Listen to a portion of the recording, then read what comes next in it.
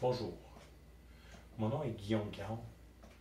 Je suis le grand chef de la Confédération des peuples autochtones du Canada et du gouvernement de la Confédération des peuples autochtones du Canada. Premièrement, l'explication que je dois vous donner, parce que vous êtes des membres, vous êtes du monde qui veut savoir où on s'en va et ce qu'on fait, c'est qu'en haut, il y a la Confédération et en dessous, on a créé le gouvernement de la Confédération pour gérer ce qui se passe entre les membres et la Confédération se passe au gouvernement. Et puis, il est très important de dire que pour nous autres, à la base, c'est beaucoup plus important qu'en haut. Ce que je veux dire, c'est qu'on est une confédération, on n'est pas une fédération. Une confédération, c'est géré par en bas, en haut. Une fédération, c'est comme le gouvernement du Canada, c'est le premier ministre qui dit à tous les autres ce qui va se passer. C'est pas comme ça que ça fonctionne parce que la vraie démocratie vient de la base. Comme vous savez, en 2017, en 2015, en 2008, il y a eu des tentatives de vol importants qui ont venu à la Confédération. Puis la Confédération a, si vous voulez, modifié ses règlements et statuts afin de protéger la Confédération, parce que la Confédération représente, si vous voulez, tous les membres à la base canadiens qui sont autochtones. Et qu'est-ce que je veux dire? C'est du monde qui peuvent prouver qu'à travers une géologie, ils sont autochtones, ou bien à travers de la descente familiale, qui sont capables de démontrer qu'ils est indien, puis finalement, à l'intérieur de ça, sont capables de démontrer ou non qu'ils sont autochtones. Ça fait que pour nous, c'est là que ça commence.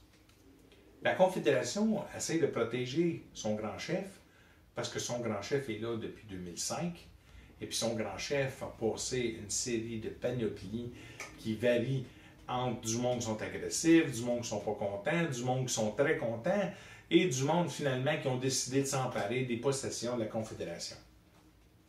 Et je vous dis, je prends, et je vous invite à vous produire les kits annuels, parce qu'à l'intérieur des kits annuels sont la vraie raison, le vrai pourquoi la Confédération existe ou non. Et puis, quand je vous ai dit tantôt que la Confédération s'est munie d'un système qui protège en même temps la Confédération, et la Confédération est protégée par son grand chef, puis son grand chef est protégé par la Confédération. Fait que si on va à 5.09, de voir les fonctions du grand chef de la CPAC.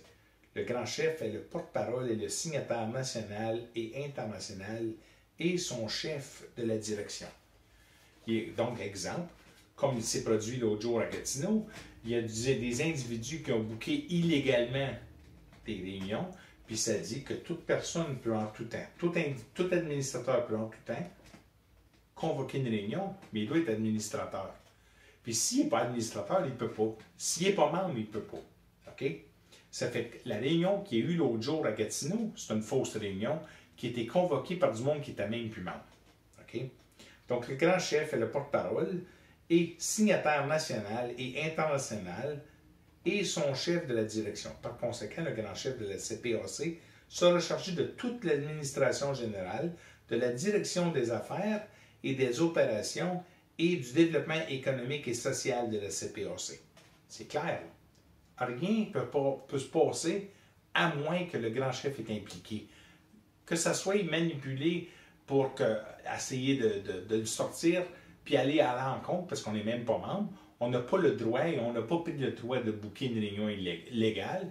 Puis on a tenu cette réunion-là en pensant qu'on peut se débarrasser de lui. OK?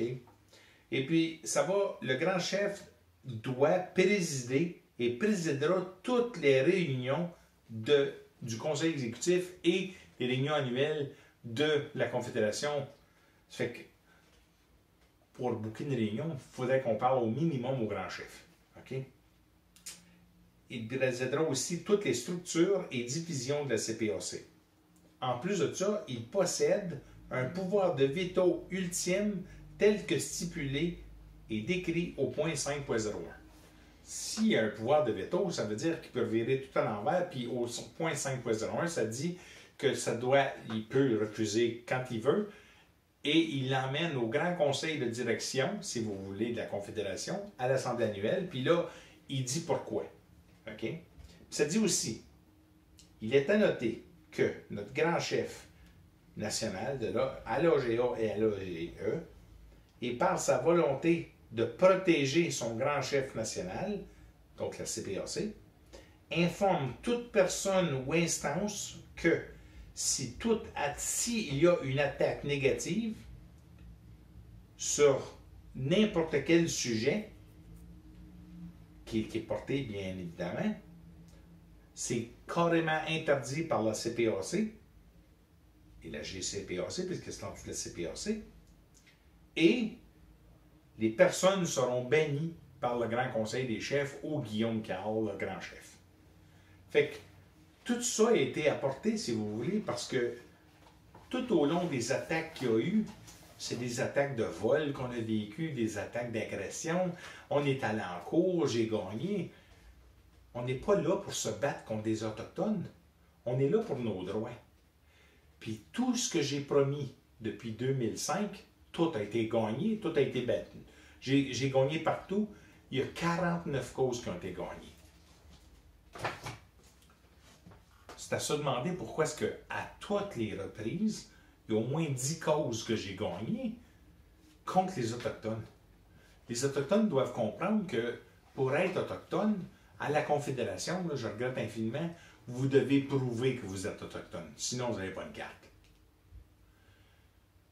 Aujourd'hui, la raison que je vous dis le message, c'est que le grand chef national, Guillaume Carle, le Grand Conseil des chefs, exécutif, donc le secrétaire trésorier, qui est le vice-grand chef national, qui est Al, et puis, si vous voulez, le secrétaire général, qui est Rosanne, et puis, on a notre, ce qui est chargé des enveloppes, la réception, la poste.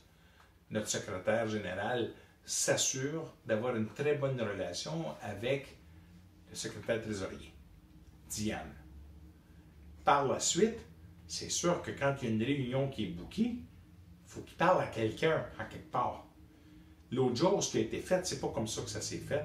Ça s'est fait, puis ça a contrevenu à la Confédération. Et c'est pour ça que toute initiative qui était portée à cette réunion-là n'a pas fonctionné.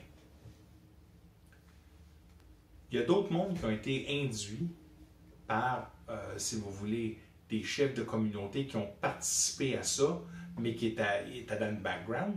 Et puis finalement, le fait qu'on a manqué le but ultime de protéger la Confédération et ses membres a carrément poussé la Confédération à refaire une nouvelle solution de gestion qui va être présentée à l'Assemblée annuelle.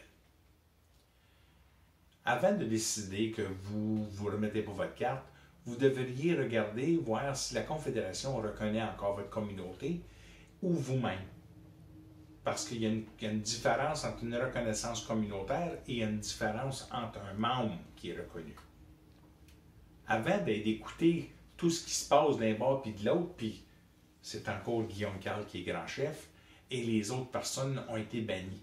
Se sont été, si vous voulez, séparés de la Confédération parce qu'ils agissaient dans un autre rôle que dans le rôle de la Confédération, qui est de défendre, promouvoir vos droits autochtones qui sont reconnus maintenant par les Nations Unies et tous les pays de la planète. En attendant, je désire vous dire que si vous voulez avoir de l'information, je vous invite à nous écrire un message. Et puis le mardi et le jeudi, le bureau est ouvert, bien évidemment, pour répondre au téléphone. Donc, je vous demande de nous appeler avant de décider, de prendre des décisions qui aillent carrément à l'encontre du but de la Confédération ou de vous-même.